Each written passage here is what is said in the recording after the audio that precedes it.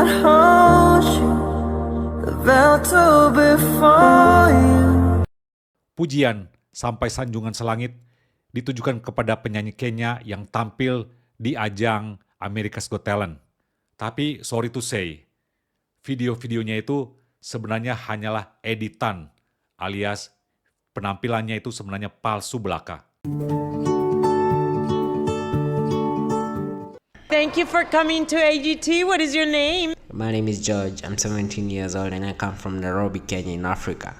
Karena dia membawakan lagu yang merupakan lagu rohani alias lagu worship.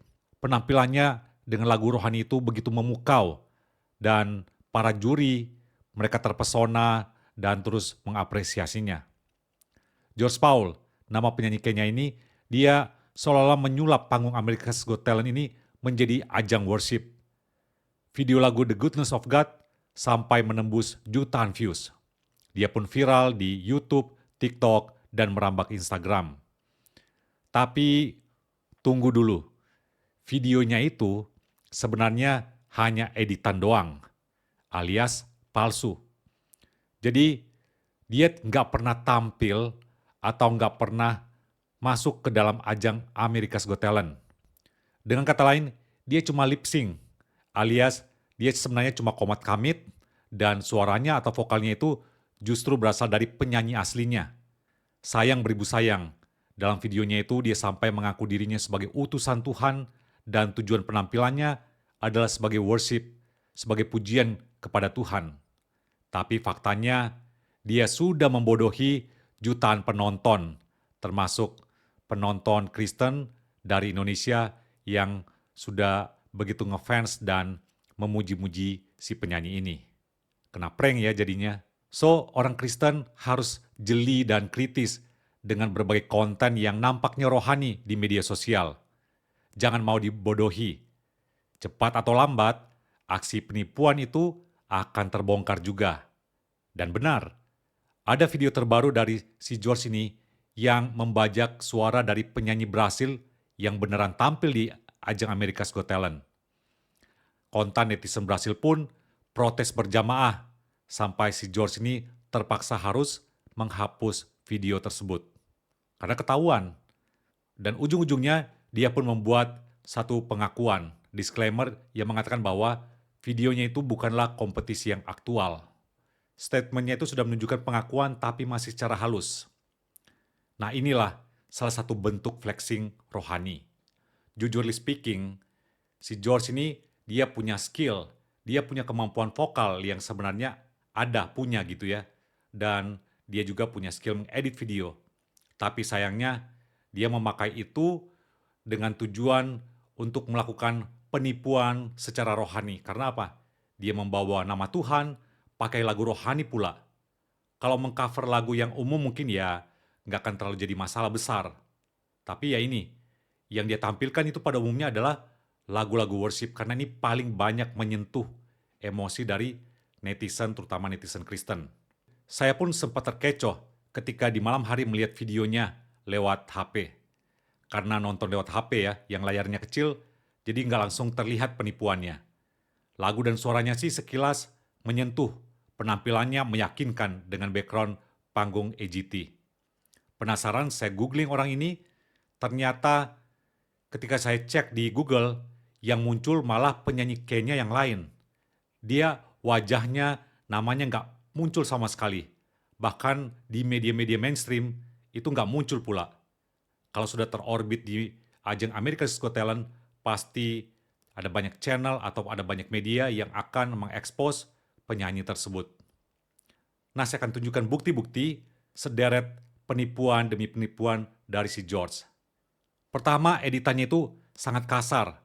Kalau videonya di zoom atau diperbesar, maka kelihatan jelas, yaitu bagian tepian di bagian kepalanya atau bagian tubuhnya itu sangat kasar dan sangat kontras dengan background dari panggung America's Got Talent.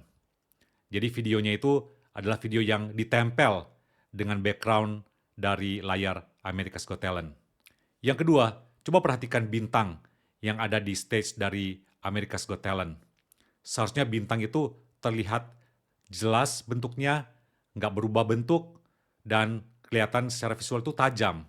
Tapi dalam videonya si George ini, bintangnya itu menjadi nggak jelas, menjadi terdistorsi. Pokoknya menjadi jelek deh bentuknya.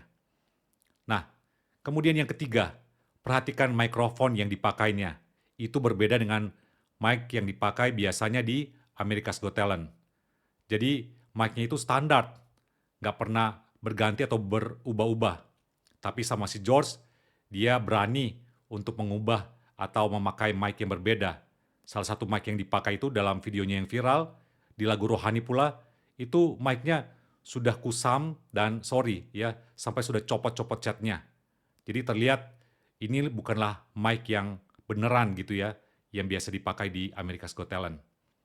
Lalu yang keempat, video dari para jurinya itu di-play atau diputar berulang-ulang. Ada juri cewek yang terus mengibas rambutnya berulang-ulang. Masa juri sekelas America's Got Talent itu seolah-olah ketombean gitu ya, atau lupa keramas sampai harus dia memegang rambutnya berulang-ulang kali. Wah, ini mah nggak profesional, dan sudah jelas yang nggak profesional ya si George ini. Kemudian yang kelima, suaranya itu berbeda-beda dalam setiap videonya. Atmosphere is changing now.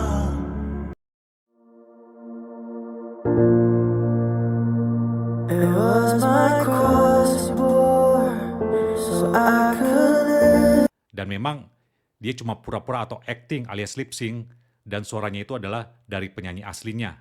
Ya, ini udah benar-benar konyol alias menggelikan. Nah, kenapa dia harus menggunakan penyanyi asli?